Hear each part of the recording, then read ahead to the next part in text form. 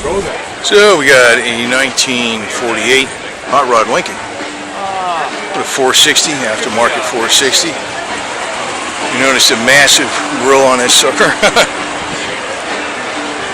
Huge tires. It almost looks like you're talking truck tires here.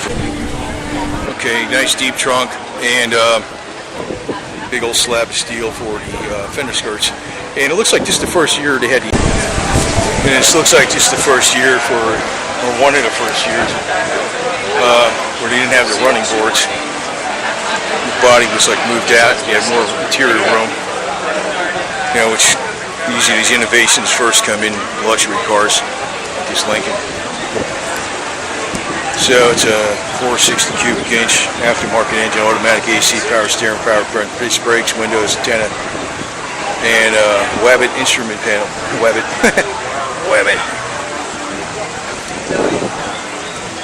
This thing would cruise down the road no problem.